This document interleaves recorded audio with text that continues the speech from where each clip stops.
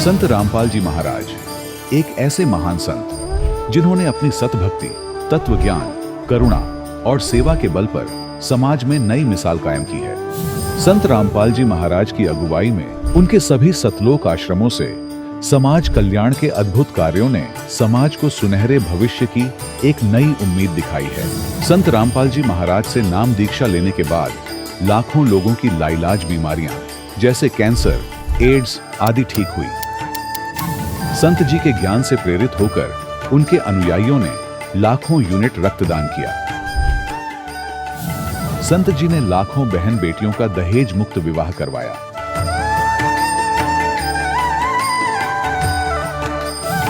संत जी ने लाखों लोगों का नशा छुड़वाया, करोड़ों उजड़े परिवार बसे। संत जी के आश्रमों में समागम के दौरान निःशुल्क नेत्र चिकित्सा, दंत चिकित्सा प्रदान की जाती है। संत रामपाल जी महाराज द्वारा समय समय पर पर्यावरण संरक्षण के उद्देश्य से बड़े स्तर पर वृक्षारोपण किया जाता है। संत जी ने जरूरतमंदों को तत्काल राहत पहुंचाने के लिए एम्बुलेंस सेवा शुरू की। संत जी अपने अनुयायियों को देहदान के लिए प्रेरित करते हैं, जिससे मानवता की सेवा और चिकित्सा क्षेत्र में सुधार हो सके। संत रामपाल जी महाराज के सभी आश्रमों में हर रोज निःशुल्क भंडारा आयोजित किया जाता है, जहां हर वर्ग, हर जाति और हर धर्म के लोग एक साथ बैठकर भोजन करते हैं।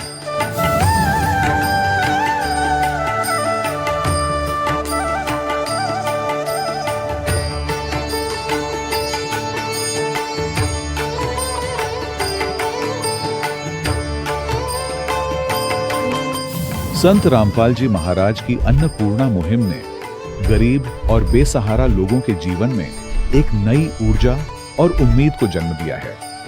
घर घर खाद्य सामग्री और जरूरी मदद पहुंचाकर संत रामपाल जी महाराज ने लोगों को दुख और मजबूरी से लड़ने की ताकत प्रदान की है।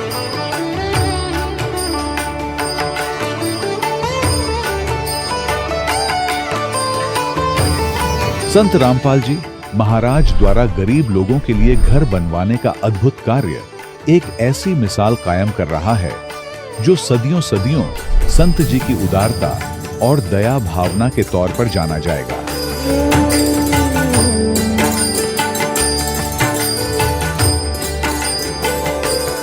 संत रामपाल जी महाराज के आश्रम में हजारों बुजुर्गों को सम्मान और प्यार के साथ जीवन जीने का अवसर मिलता है।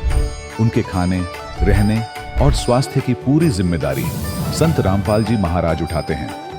अनाथ बच्चों के लिए संत रामपाल जी महाराज के सभी आश्रम किसी वरदान से कम नहीं। यहाँ उन्हें शिक्षा, संस्कार और भविष्य के लिए बेहतर अवसर प्रदान किए जाते हैं।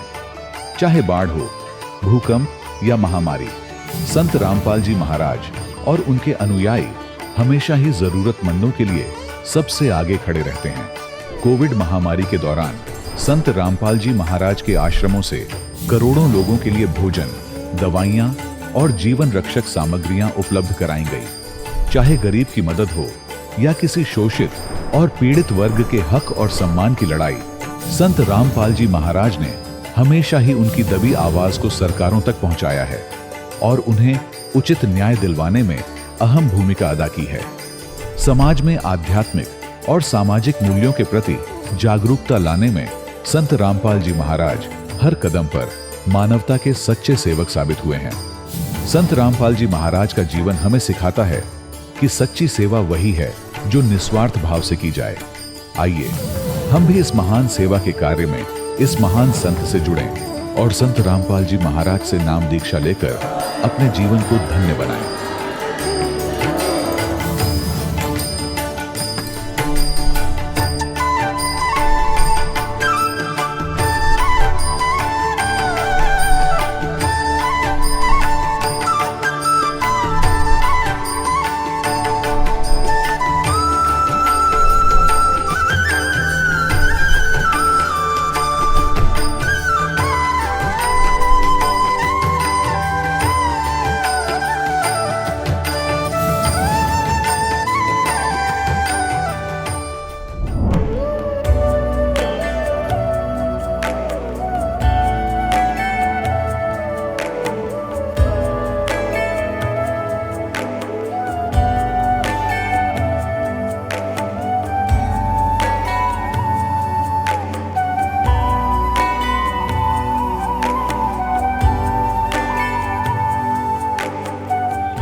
पवित्र श्रीमद् भागवत गीता, पवित्र चारों वेद, पवित्र कुरान शरीफ, पवित्र बाइबल, पवित्र गुरु ग्रंथ साहिब, पवित्र कबीर साहिब की वाणी में छुपे हुए गूढ़ रहस्य अर्थात तत्व को जानने के लिए कृपया अवश्य सुनिए जगत गुरु तत्वदर्शी संत रामपाल जी महाराज के मंगल प्रवचन। सत साहिब दर्शकों, जरा सोचिए, जब मनुष्य अपने जीवन में पूरी श्रद्धा और समर्पण के साथ अपने धर्म में प्रचलित सभी प्रकार की भक्ति करता हो, मंदिर और गुरुद्वारे में माथा टेकने भी जाता हो, लेकिन फिर भी उसके जीवन में समस्याएं कम होने के बजाय और बढ़ती ही चली जाए, तो उसका विश्वास डगमगाना स्वाभाविक हो जाता है।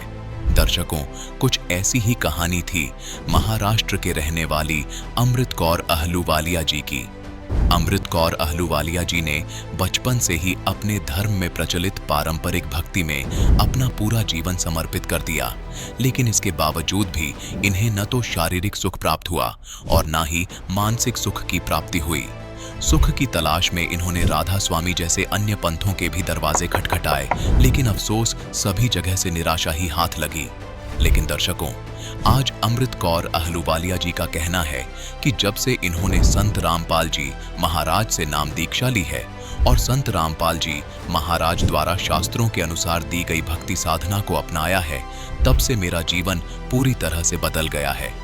दर्शकों, आखिर संत रामपाल जी महाराज ने अमृत कौर अहलूवालिया जी को ऐसी कौन सी जड़ी बूटी दे दी जिससे इनके जीवन के सारे दुख और परेशानियां छूमंत्र हो गई?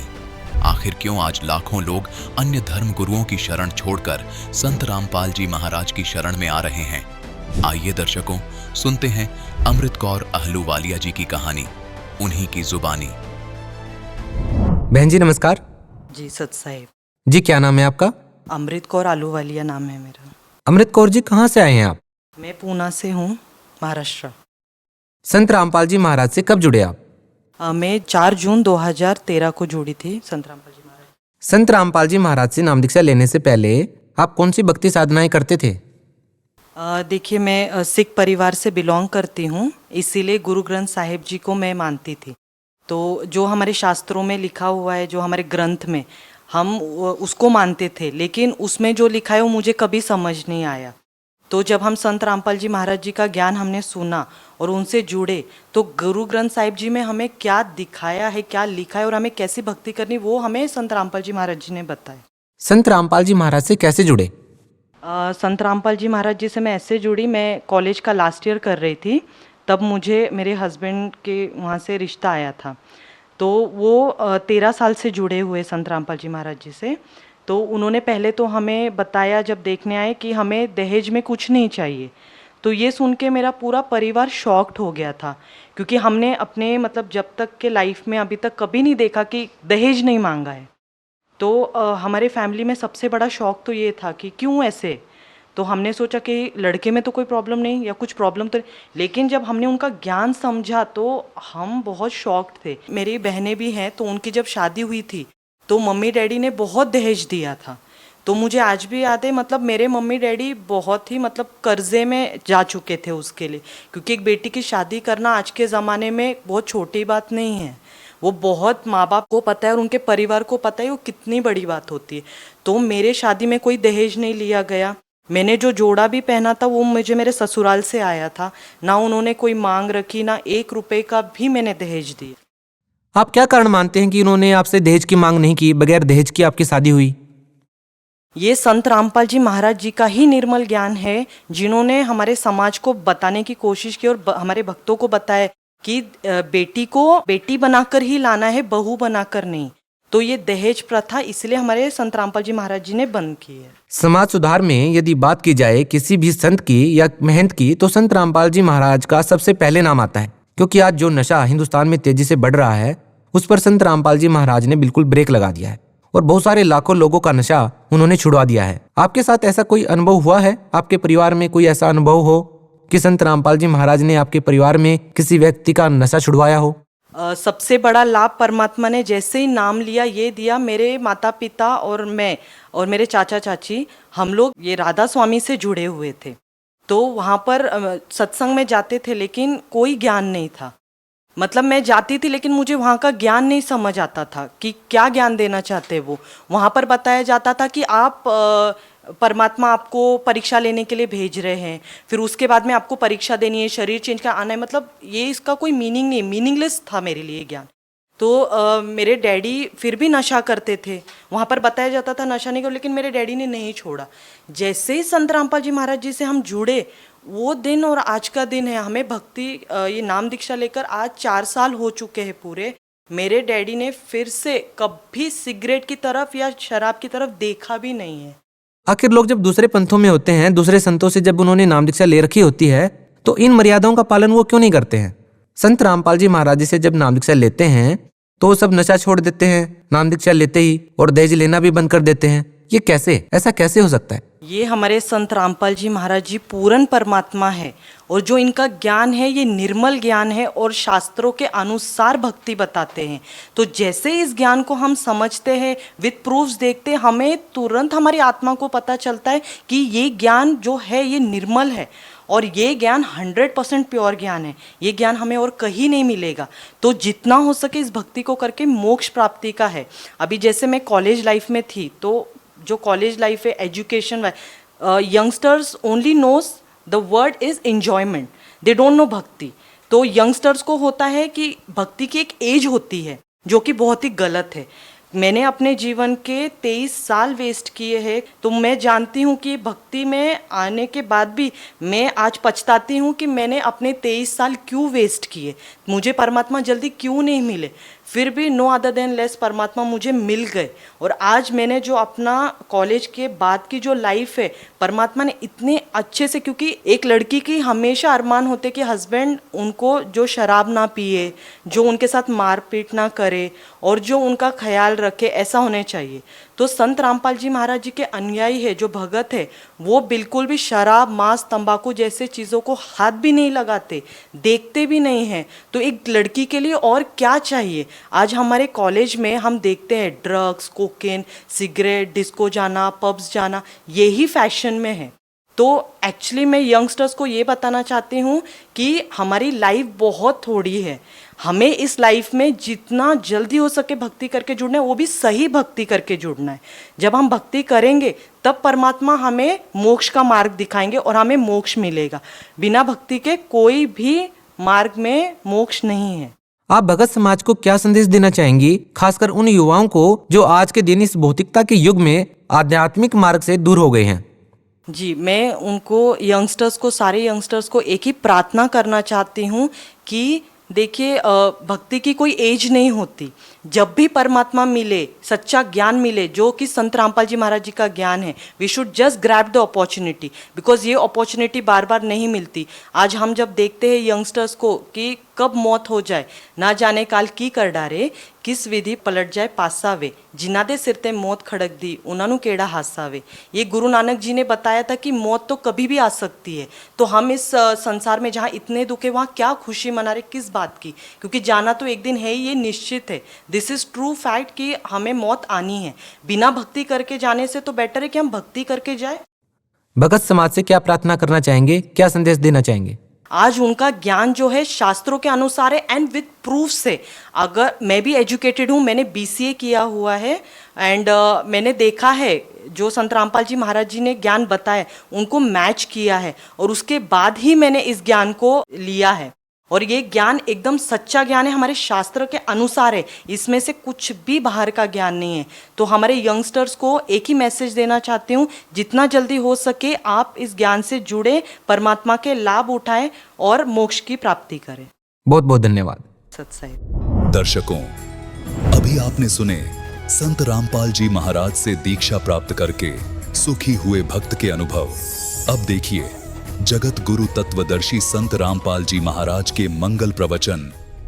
तो इसका मतलब बॉडी तो है उस भगवान की, और उसका सप्रश नाम लिखा है, वो कबीर मनीषी, वो कबीर देव है, सर्वज्ञ है। मनीषी माने सर्वज्ञ, और स्वयंभू है, स्वयं ही बनता, उसका कोई जनक नहीं है। स्वयंभू माने जिसका कोई जनक ना हो, स्वयं ही बना हुआ हो। ऐसे ये वेद के अनुवाद करता भरमीत है, भगवान को निराकार बताते हैं, उसमें सपट साकार लिखा है। यजुर्वेद अध्याय नंबर 40 के मंत्र नंबर 8 को ये मुसलमान प्रवक्ता डॉक्टर जाकिर नाइक जी भी कैसे अनुवाद करता है कि उसका जिस्म नहीं है, बॉडीलेस है भगवान, तो इन्हें खाक पता है। आगे 40वें अध्याय के मंत्र नंबर 9 का अनुवाद गलत करते हैं। ये संभूति का अर्थ है जो उत्पन्न होता है, असंभूति जो उत्पन्न नहीं होता है। इसका निष्कर्ष निकाला है यजुर्वेद अध्याय नंबर 40 के मंत्र नंबर 10 में क्या स्पष्ट किया है कि वेद ज्ञानदाता कहता है कि कोई तो संभवात कहता है भगवान के विषय में। संभवात माने वो जन्म लेता है जैसे श्री राम और श्री कृष्ण रूप में, और कुछ उसको असंभवात कहते हैं, यानी वो कभी जन्म लेता ही नहीं। तो उसने स्पष्ट किया है कि वो भगवान कैसा है, वो जन्म नहीं लेता, वो मानते हैं वो निराकार है। तो उसमें स्पष्ट किया है कि परमात्मा जन्म लेता है या नहीं लेता है, वो राम कृष्ण के रूप में अवतरित होता है या नहीं होता है, वो अजन्मा है या जन्मा है, उसकी जानकारी तो तत्वदर्शी संत बतावेंगे धीराणाम, उनसे पूछो। तो इससे भी स्पष्ट हो गया कि वेद ज्ञानदाता वही है जो गीता ज्ञानदाता है, कुरान शरीफ का ज्ञानदाता है, और अन्य जो होली बुक मानी जाती हैं तौरात, जबूर और इंजील, उनका ज्ञानदाता भी यही है। ये तो ऑप्शन छोड़ दिया इसने कि वो परमात्मा तो कोई और है। जैसे पवित्र बाइबल में उत्पत्ति ग्रंथ और तौरात के अंदर उत्पत्ति ग्रंथ में ये बताई किसने? ये इसी ने बताई, गीता ज्ञानदाता ने, कि परमात्मा ने 6 दिन में सृष्टि रची, उसने मनुष्य को अपने जैसा उत्पन्न किया। तो भगवान भी तो मनुष्य जैसा हो गया, निराकार है, साकार है वो। और फिर उसमें यह भी स्पष्ट कर दिया उसने कि परमात्मा ने तो किसी को भी मांस खाने का आदेश नहीं दे रखा उस अल्लाह अकबर ने।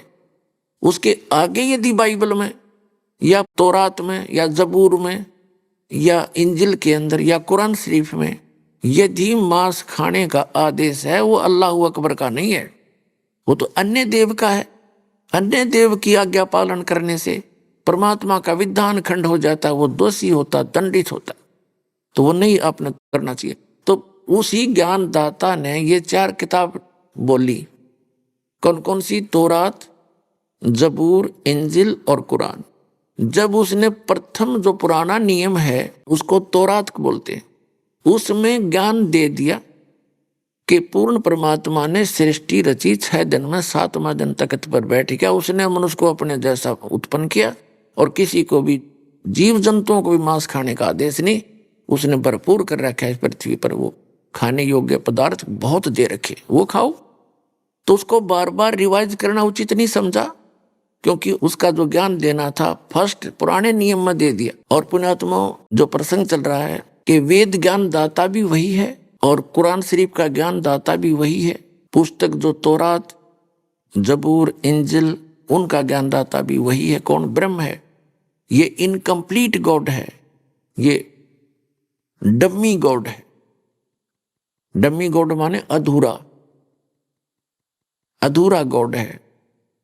एक डम्मी का दूसरा तो होता है, जैसे एक मोबाइल बना देते हैं नकली सा, वो यूजफुल नहीं होता, दिखे वैसा ही, ऐसा समझ लो।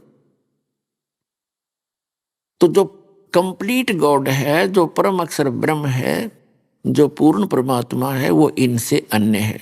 उसकी जानकारी ना वेदों में, ना गीता में, और न ही उन 4 पुस्तकों में, तौरात, जबूर, इंजिल और कुरान में। तो वो किस में है? जो परमात्मा ने स्वयं आकर के सतलोक से, अपने निज स्थान से, ऊपर के लोक से सह शरीर आके और यहाँ जिंदा महात्मा का रूप बना के या एक शिशु रूप धारण करके धीरे धीरे बड़ा होकर लीला करके वो तत्व ज्ञान अपने मुख कमल से बोला है। वो है वो तत्व ज्ञान कंप्लीट इन ऑल रेस्पेक्ट, उसको सूक्ष्म वेद भी कहते। तो वो ज्ञान पूरे विश्व में यदि है तो इस दास के पास है।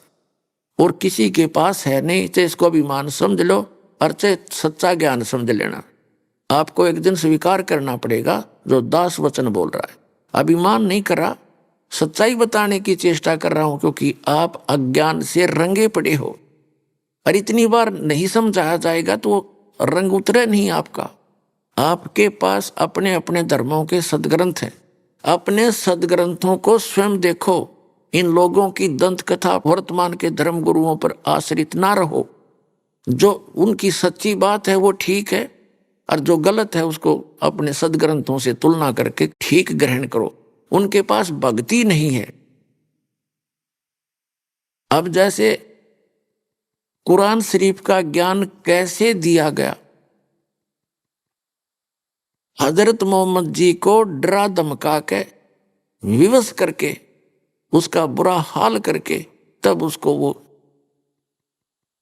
बाई फोर्स एक फरिश्ते ने उसको ये कुरान शरीफ का ज्ञान दिया। तो ये ज्ञान जो ऐसे दिया गया है, तो उसको जब इतना भयभीत कर दिया गया तो उसको कुछ भी बता दो तो फिर वैसे ही बोलेगा। आपको थोड़ी सी झलक दिखाते हैं कुरान शरीफ का ज्ञान कैसे हजरत मोहम्मद तक पहुंचाया। देखिएगा, पुस्तक है जीवनी हजरत मोहम्मद सल्लल्लाहु अलैहि वसल्लम, मोहम्मद इनायतुल्लाह सुबानी। जीवनी हजरत मोहम्मद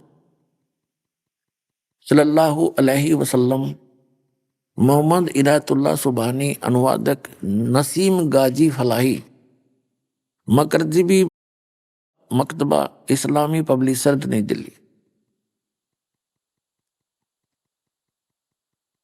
जीवनी हजरत मोहम्मद सल्लल्लाहु अलैहि वसल्लम हिंदी, इस्लामी साहित्य ट्रस्ट प्रकाशन 8181, सर्वाधिकार प्रकाशकाधीन है।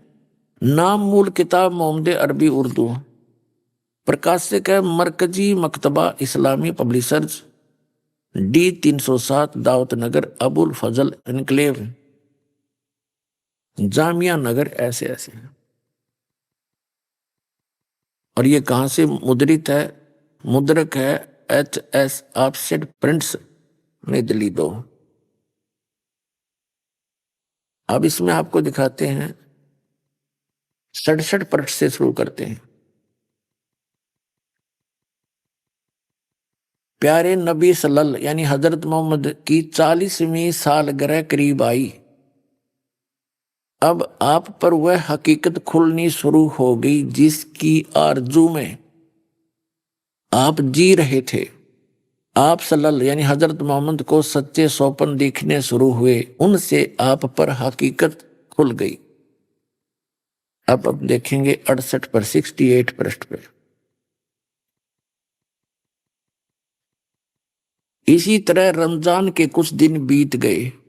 एक दिन आप सल्लल्लाहु हजरत मोहम्मद गुफा में आराम कर रहे थे और सुबह का सुहाना समय था। अचानक एक फरिश्ता दिखाई दिया, बहुत ही खूबसूरत और हसीन फरिश्ता। हाथ में हसीन रेशम का एक टुकड़ा भी था। बोला, पढ़ो। आप सल्लल्लाहु यानी हजरत मोहम्मद घबरा गए। फरमाया, मुझे पढ़ना नहीं आता। आप हजरत सल्लल्लाहु यानी हजरत मोहम्मद को ऐसा महसूस हुआ जैसे वह गला घोंट रहा हो और शरीर को भींच रहा हो। फिर छोड़ दिया और कहा, पढ़ो। फरमाया हजरत मोहम्मद ने कि मुझे पढ़ना नहीं आता। पुण्यात्मा, ऐसे डरा धमका के कैसा ही कुछ भी ज्ञान दे दो वही मानना पड़े। ऐसे ही गीता ज्ञानदाता ने अर्जुन को जब वो सीधे हाथों नहीं मान रहा था, ऐसा भयंकर रूप दिखा दिया, विकराल रूप अपना। उससे सारा कापन लग गया अर्जुन जैसा योद्धा। और फिर उसने जो कहा वो सारी मान ली इसने। वही तरीका इसने अपनाया। ये देखिएगा, फरमाया मुझे पढ़ना नहीं आता। फिर आप सल्लल्लाहु ने अर्थात हजरत मोहम्मद को महसूस हुआ कि वह गला घोंट रहा है दोबारा और शरीर को भींच रहा है, फिर छोड़ दिया और कहा पढ़ो। आप सलल को अंदेशा हुआ कि वह फिर गला घोटेगा और इस बार और जोर से भींचेगा। फरमाया क्या पढ़ूं? हजरत मोहम्मद बोला क्या पढ़ूं? अब फरिश्ता बोला पढ़ो अपने रब के नाम से जिसने पैदा किया इंसान को खून की फुटकी से। पढ़ो तुम्हारा मेहरबान रब ही है जिसने कलम से सिखाया इंसान को, वह कुछ सिखाया जो उसे मालूम न था। कुरान, ये कुरान की कोई आयत है। फरिश्ते के बताने पर आप सल्लल्लाहु ने पढ़ा तो पढ़ते ही याद हो गया, चित्त पर अंकित हो गया। फिर फरिश्ता चला गया। आप उठ खड़े हुए। भय से दिल बैठा जा रहा था, घबराहट से चेहरा उतरा हुआ था। आप सहमी निगाहों से गुफा में हर तरफ देखने लगे। हैरानी और घबराहट की हालत थी। दिल ही दिल में सोचने लगे अभी मुझे किसने बातें की हैं, वह कौन मुझे पढ़ा गया है। फिर तेजी से गुफा से बाहर आए। अब आप सल्लल्लाहु हजरत मोहम्मद को पूरा विश्वास हो गया कि यह जिन्न का असर है और जिस बात का डर था वही सच साबित होकर रही। आप सल्लल्लाहु पहाड़ की घाटियों से गुजरने लगे। पूरा शरीर थर-थर कांप रहा था। दिल में बार बार ख्याल आता, शुरू में जो सौपन दिखाई दिया वह तो बिल्कुल सच्चे निकले। उनसे बहुत सी नई बातें मालूम हो गई। जिस चीज की तलाश थी वह खुल कर सामने आ गई। लेकिन वह कौन था जो अभी यहाँ खड़ा था? वह कौन था जो पढ़ने के लिए कह रहा था? अचानक एक आवाज आई, मोहम्मद। आप सल्लल्लाहु यानी हजरत मोहम्मद चौंक पड़े। घबरा कर सिर ऊपर उठाया तो देखा तो वही फरिश्ता आदमी की सूरत में खड़ा था। वह पुकार कर कह रहा था, मोहम्मद तुम अल्लाह के रसूल हो और मैं जिब्रील हूं। आप सल्लल्लाहु की घबराहट और बढ़ी। डर से रोंगटे खड़े हो गए। भय से कदम रुक गए। कभी दाईं तरफ देखते, कभी बाईं तरफ। यह सूरत आंखों से ओझल हो, लेकिन जिधर देखते वही दिखाई देता, जिधर मुंह करते वही मौजूद होता। आगे बढ़ें या पीछे हटे, नजर नीचे करें या ऊपर उठाएं, हर तरफ हर जगह वही फरिश्ता दिखाई देता। फरिश्ता चला गया। आप हजरत मोहम्मद अपनी पत्नी खदीजा के पास आए। भय से कांपते हुए और पसीने में डूबे हुए आते ही फरमाया, मुझे कुछ उड़ा दो, कुछ उड़ा दो। तुरंत बीबी खदीजा ने चादर उड़ा दी। खदीजा, मुझे क्या हुआ? तुम ही बताओ, यह मुझे क्या हुआ? फिर जो कुछ देखा था वह बयान किया और फरमाया, मुझे अपने बारे में डर है। बीबी खदीजा बहुत समझदार थी। ये बातें सुनकर जरा भी न घबराई। उन्होंने आप हजरत मोहम्मद सल्लल्लाहु को इज्जत की नजर से देखा और बोली, चाचा के लाडले खुश हो जाइए और जो कर रहे हैं करते रहिए। उस जात की कसम जिसके हाथ में खदीजा की जान है, आप इस उम्मत के नबी होंगे। आप तो सच बोलते हैं, रिश्तों को जोड़ते हैं, अमानतों में खानत नहीं करते, निर्धनों को, बेसहारा लोगों को सहारा देते हैं, मेहमान की खातिर आदि। भला आप को कैसे बर्बाद होने देगा? खदीजा की इन बातों से आपको बड़ी तसल्ली हुई। हजरत मोहम्मद को बेचैनी दूर हुई। मुखड़ा खुशी से चमक उठा। आप सल्लल्लाहु ने इस तसल्ली पर उनका शुक्रिया अदा किया और फिर सो गए।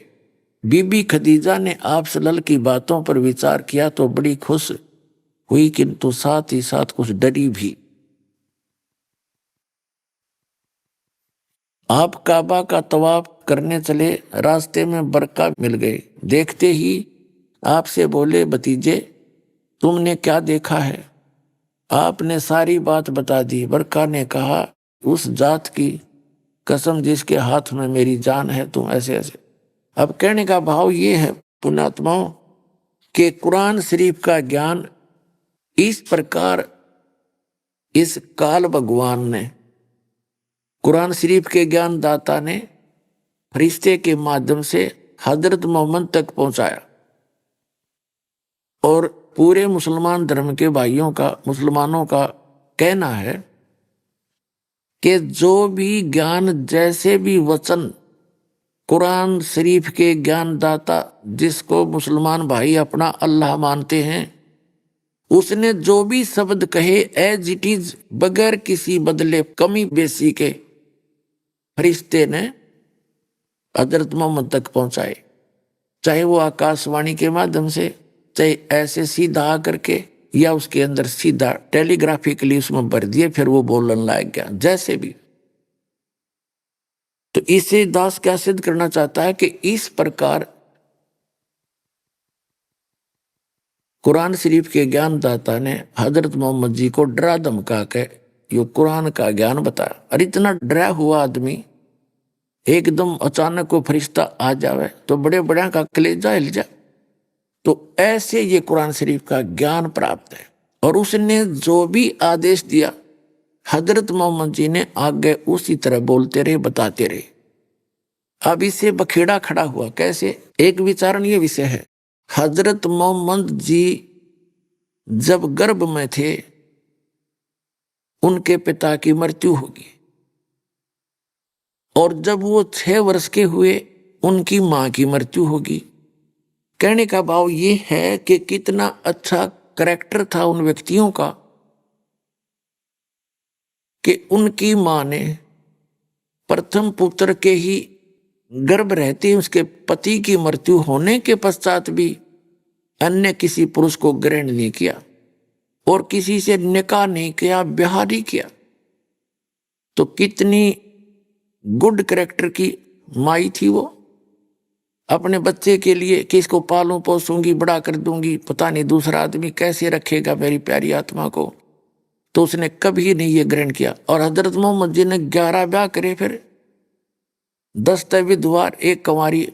खदीजा की मृत्यु होगी 65 साल की उम्र में। उस समय हजरत मोहम्मद की आयु थी 50 वर्ष की। 50 वर्ष की आयु में हजरत मोहम्मद जी ने 1 कंवारी लड़की से, 1 विधवा से विवाह किया। लड़की वो इतनी छोटी थी, बहुत कम, 11 वर्ष की, इसमें प्रत्यक्ष प्रमाण है। और फिर आगे 9 औरतों से, विधवाओं से और विवाह किया। तो कहने का भाव ये दास ये नहीं कहना चाहता कि हजरत मोहम्मद ने गलत किया। ये हजरत मोहम्मद का तो इसमें रोल खत्म हो गया। इसने तो जो भी उस कुरान शरीफ के ज्ञानदाता इस काल भगवान ने जैसा भी उसको आदेश दिया, विवश किया, उसने वही काम कर लिया। तो पुण्यात्माओं, हमने पुनः हटना पड़ेगा इन सभी सदग्रंथ जो हम आज तक पढ़ते रहे। आप जी ने इनके साथ साथ इस अध्यात्म ज्ञान का निर्णय करने के लिए उस सूक्ष्म वेद को भी साथ में जानना पड़ेगा, तत्व ज्ञान को, जो ना कुरान शरीफ में है, जो न तौरात में है, न जबूर में, ना इंजिल में, और ना ही श्रीमद् भगवत गीता में, ना पुराणों में। तो मतलब है पुराण तो इस ब्रह्म के दिए हुए भी नहीं है, तो ब्रह्मा जी का दिया हुआ ज्ञान है। और कुछ अन्य ऋषियों ने अपना मिक्स करके उसमें फरिश्तों का, देवताओं का वो अलग से 18 उसके भाग कर लिए। वो तत्व ज्ञान इस दास के पास है, आओ और ग्रहण करो, इतनी सी बात है।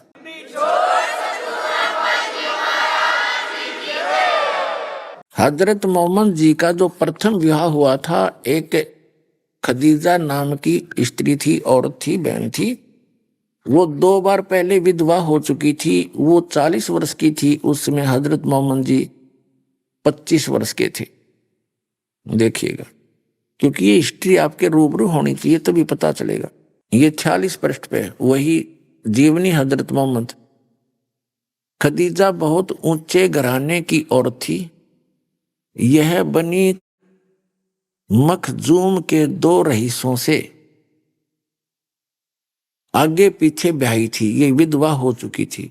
वे दोनों बहुत काफी दौलत छोड़कर दुनिया से विदा हो गए थे। अब हम कहते हैं 51 पे।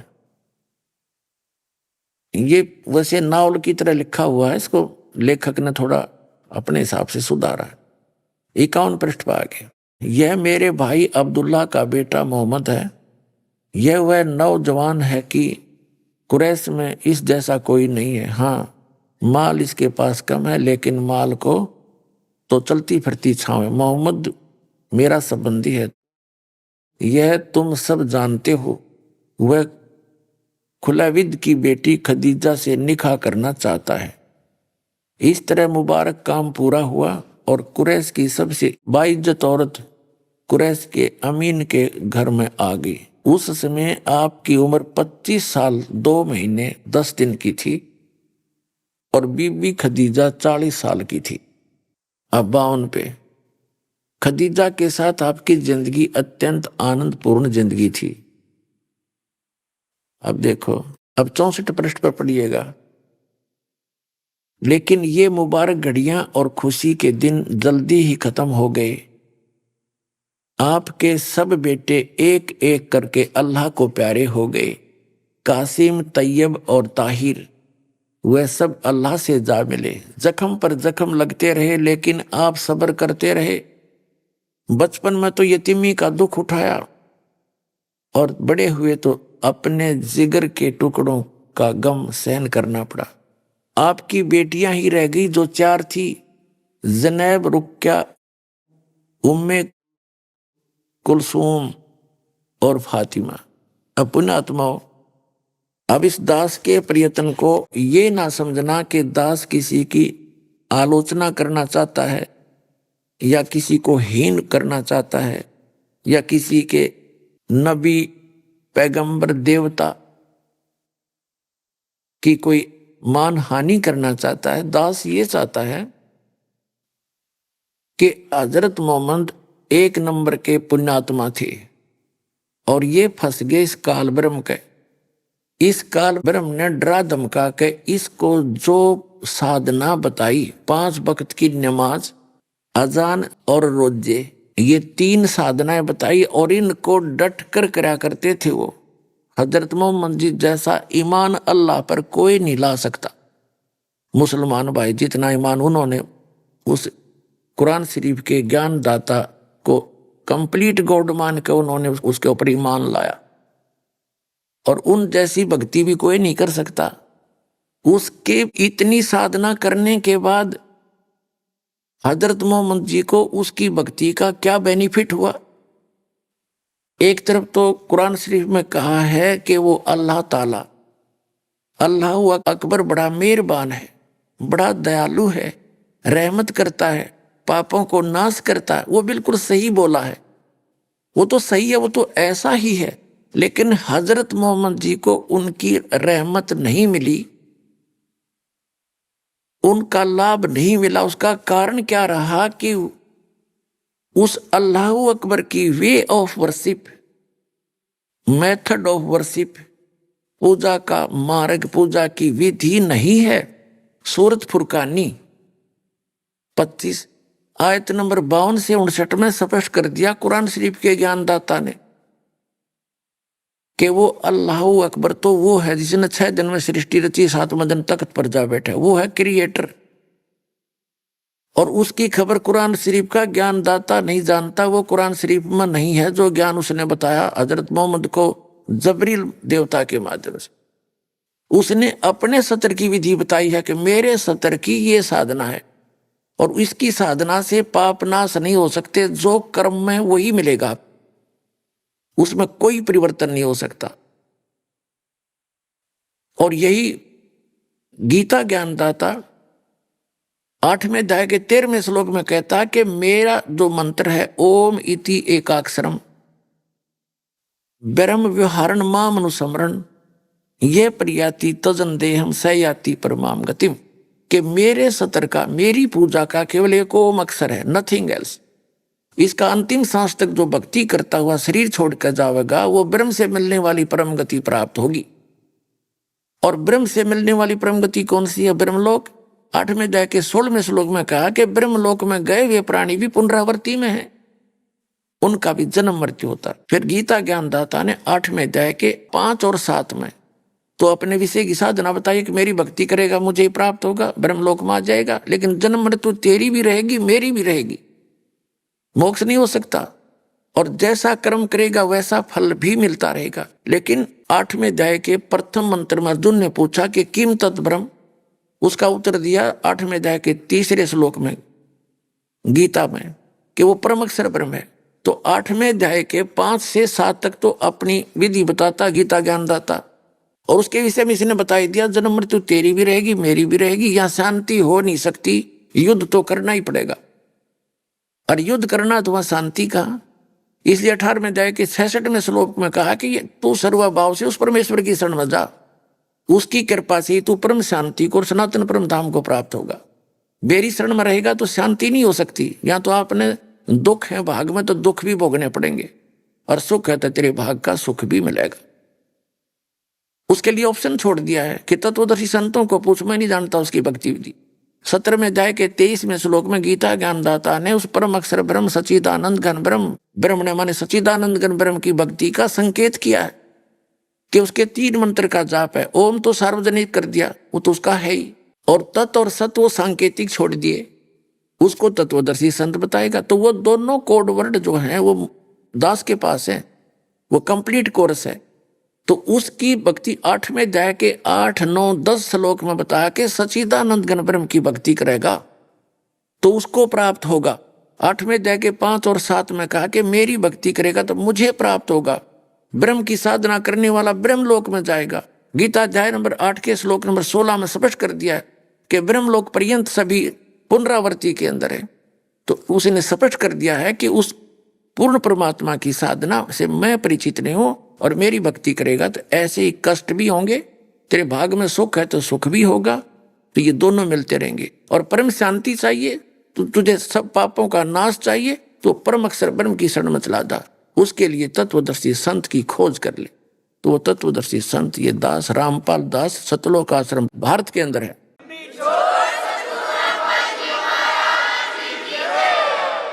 अब कुरान शरीफ के ज्ञान दाता की भक्ति करते करते हजरत मोहम्मद के ऊपर कैर टूट गए। जिस व्यक्ति के 3 पुत्र और तीनों मर जाए तो खाक शांति उसको, चाहे राष्ट्रपति बना दे उसने, उसका कलेजा हिलता रहेगा सदा, और इसी गम में मर जाएगा वो व्यक्ति, ज्यादा जीवित भी नहीं रह सकता, इतना खोखला हो जाता अंदर से।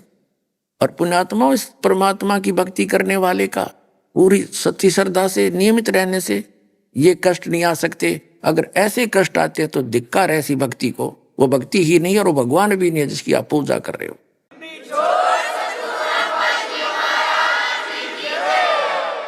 और आगे हजरत मोहम्मद की फिर मृत्यु कैसे हुई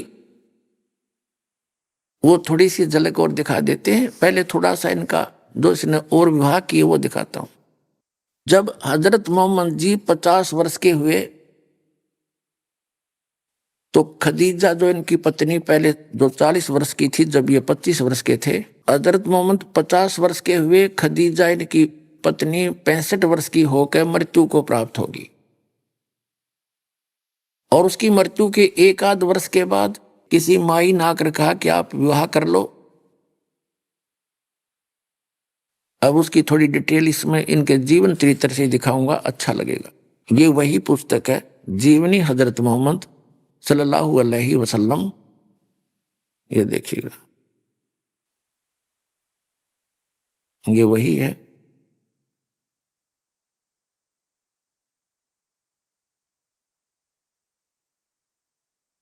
यहां भी देखिएगा, ये वही है जो अभी आपको, ये इन्हीं की मुसलमान भाइयों की छापी हुई है और इन्हीं की यहां से ये मुद्रित है। अब इसके हम यहां देखिएगा, हम 149 से शुरू करते हैं।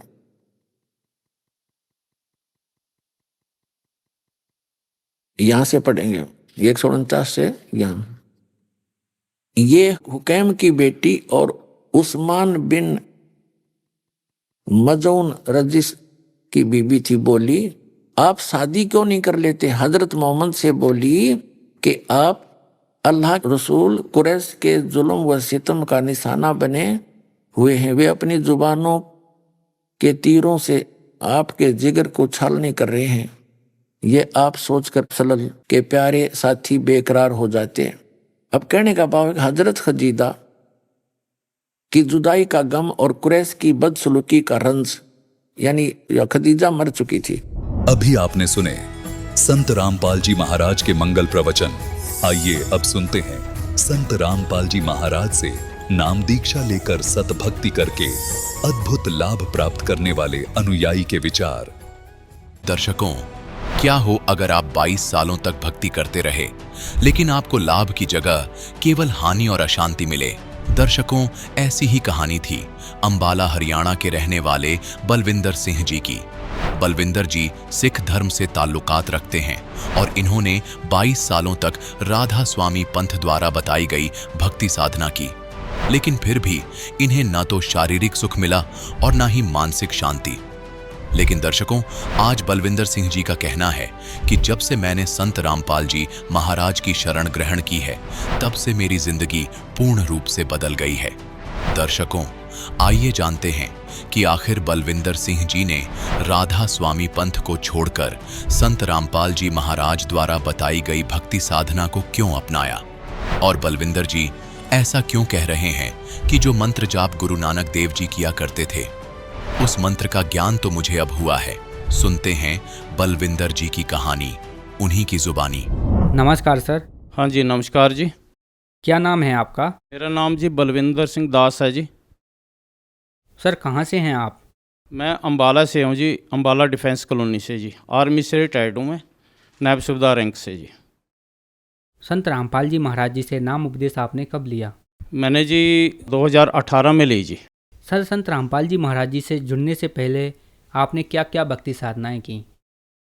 हाँ जी, पहले हम सिख धर्म से होते हुए हम गुरुद्वारा में जाते थे और गुरुद्वारा में जो पाठ पूजा है वो करते थे। सुखमनी साहब का पाठ, जपजी साहब का पाठ और 5 बाणियों का पाठ सुबह स्नान करके हम पाठ करते थे। तो उसके बाद बीच में एक और दौर आया कि एक राधा स्वामी मत चला, तो राधा स्वामी के सत्संग होते थे, उसमें भी हम गुरबानी से प्यार करते हुए वहाँ पे भी गुरबानी का विचार होता था, तो हम विचार सुनने के लिए जाते थे। तो वहाँ से प्रभावित होके हम ब्यास गए और वहाँ पे देखा, संगत देखी, बहुत बड़ी संगत देखी मात्रा में, तो वहाँ सत्संग अच्छा लगा, वहाँ से नाम लिया। तो वहाँ पे नाम लेने के बाद हम लगभग 22 साल वहाँ पे चलते रहे, लेकिन कोई लाभ दिखाई नहीं दे रहा था। ये नहीं पता चल रहा था कि परमात्मा कौन है, कैसा है, क्या है, कैसे लाभ देता है। तो वहाँ पे दुख भी आ रहे थे, सुख भी आ रहे थे। तो वहाँ ये बात बताई जाती थी भी दुख तो आएंगे और सहन करने पड़ेंगे।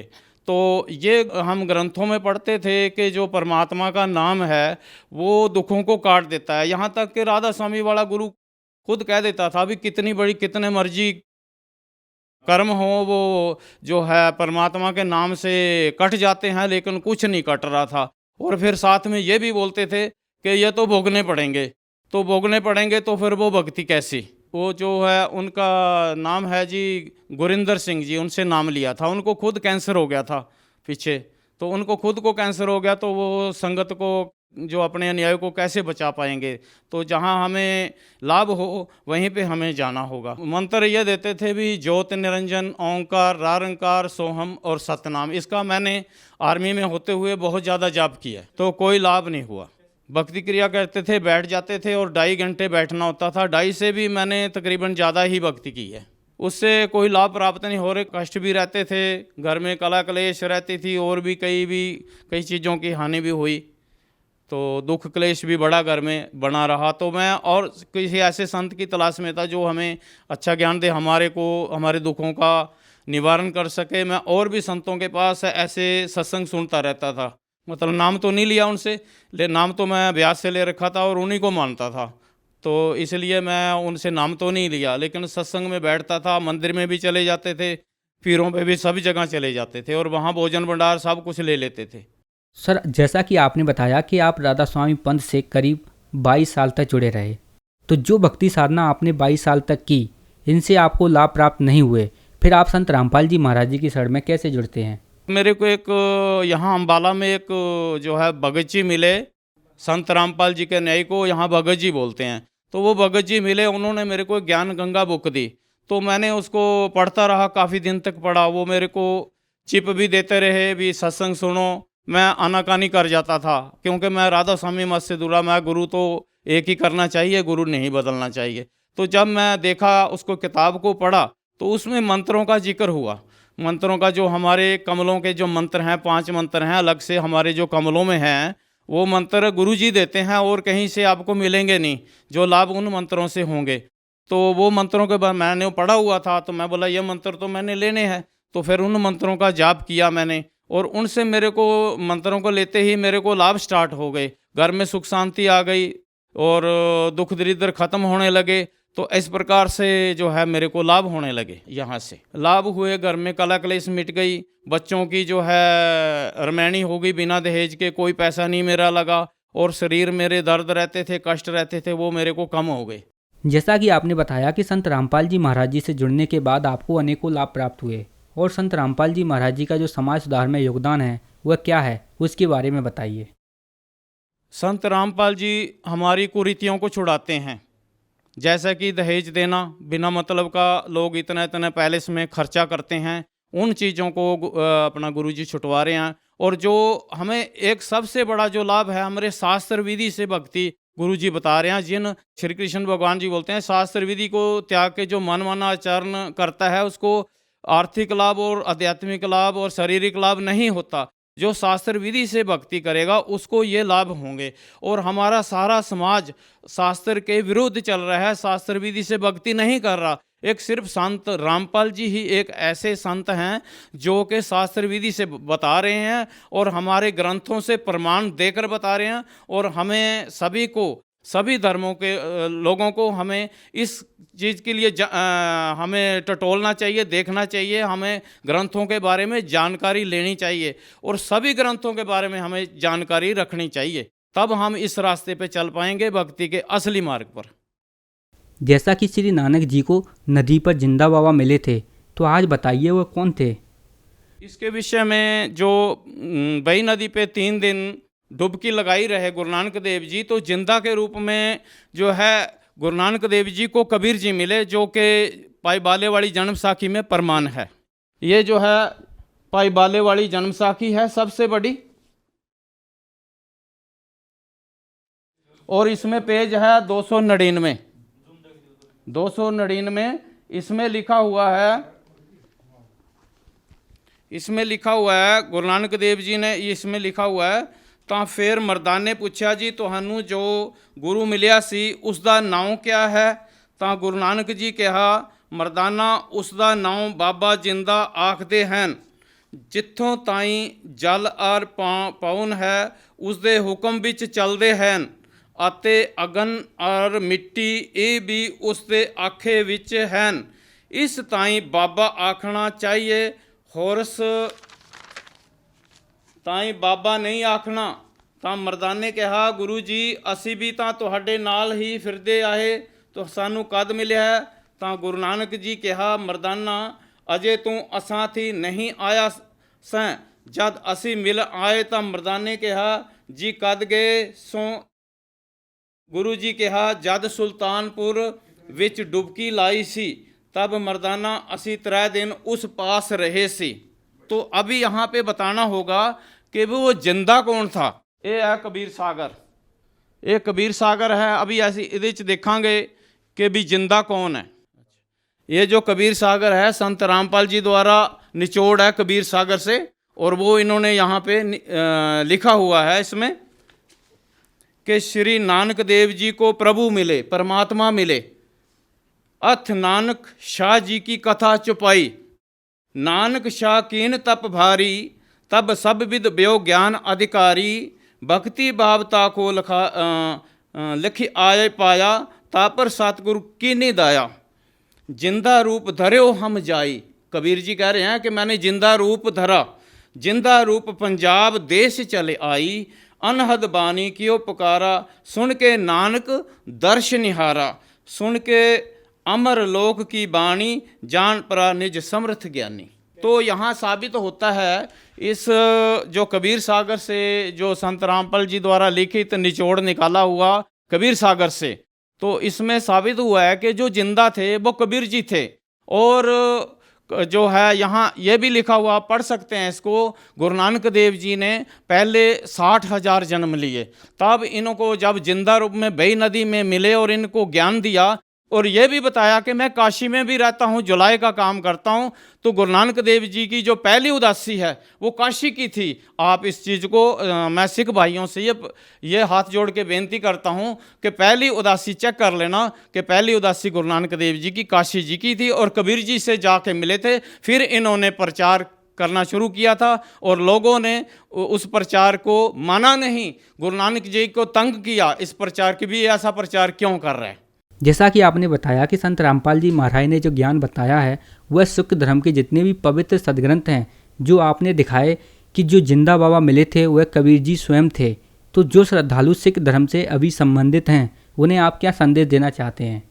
मैं ये संदेश देना चाहता हूँ, ज्ञान को अच्छी तरह से समझें, जबकि गुरु ग्रंथ साहब में भी लिखा हुआ है 721 पन्ने पे, एक अर्ज गुस्तम पेश तो दर कून करतार हक्का कबीर करीम तुम बे परवदिगार। और पाई बाले वाली सब तो बड़ी जन्म साखी में भी लिखा हुआ है, जब रुकन दिन से बात हुई तो वहाँ पे भी लिखा हुआ है भी सुन रुकन दिन सच्चा सुन जवाब, खालक आदम सिरजिया आलम वड्डा कबीर, और सिर पीरां दा पीर सजदे करे खुदाए नू आलम वड्डा कबीर। तो संत रामपाल जी सीधे सीधे हमें ये बता रहे हैं कि जो कबीर जी हैं पूर्ण ब्रह्म हैं, पूर्ण परमात्मा हैं, और गुरु नानक देव जी भी उन्हीं के शरण में आए थे, जो बई नदी में डुबकी लगाए और 3 दिन वहाँ सतलोक में कबीर जी के पास रहे। और फिर वहाँ से कबीर जी ने बताया था कि भी मैं जो है काशी में भी रहता हूँ। तो पहली उदासी गुरु नानक देव जी काशी। सिख भाइयों से प्रार्थना है कि ज्ञान को समझें और सही मार्ग को अपनाएं। परमात्मा की भक्ति सब कर रहे हैं,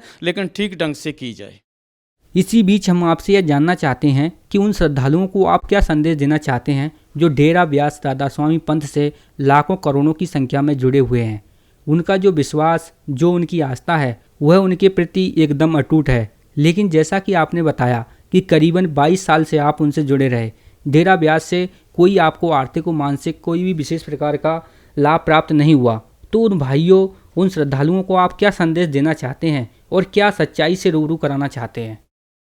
मैं सभी भाइयों से मेरी हाथ जोड़ के बेनती है कि जो भी और जगह पे जुड़े हुए हैं, संतों से जुड़े हुए हैं, वो थोड़ा शास्त्रों को जान लें, अपने शास्त्रों को जान लें भी, शास्त्र हमारे क्या कह रहे हैं। वो संत रामपाल जी सत्संग सुनाते हैं, उनके ऊपर गौर कीजिए, उनको सुनिए। भक्ति तो हमने सभी ने ही करनी है, और शास्त्र विधि से भक्ति करेंगे तो लाभ होंगे। और मैं कोई किसी संत की तरफदारी नहीं कर रहा, किसी की मैं बुराई नहीं कर रहा, मैं सच्चाई को बता रहा हूँ। अगर समझ में आती है तो ठीक है, लाभ होंगे।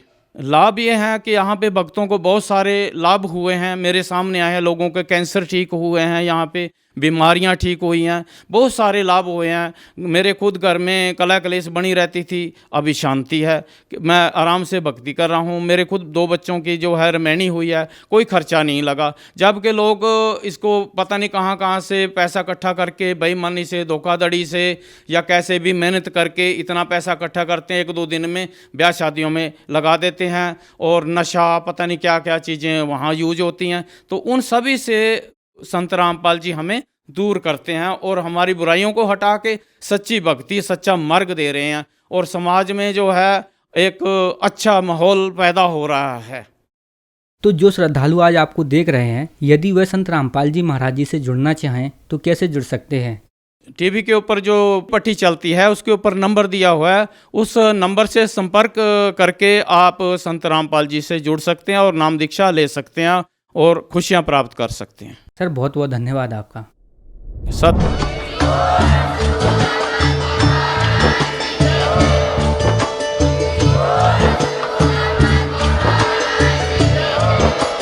आप सुन रहे थे जगत गुरु तत्वदर्शी संत रामपाल जी महाराज जी के मंगल प्रवचन। अधिक जानकारी के लिए विजिट कीजिए हमारी वेबसाइट www.jagatgururampalji.org। संत रामपाल जी महाराज जी के शुभ आशीर्वाद से पूरे विश्व भर में 500 से भी ज्यादा नाम दीक्षा केंद्र हैं, जिन पर संत रामपाल जी महाराज जी द्वारा ऑनलाइन निशुल्क नाम दीक्षा दी जा रही है। अपने नजदीकी नाम दीक्षा केंद्र का पता करने के लिए संपर्क करें 8222880541।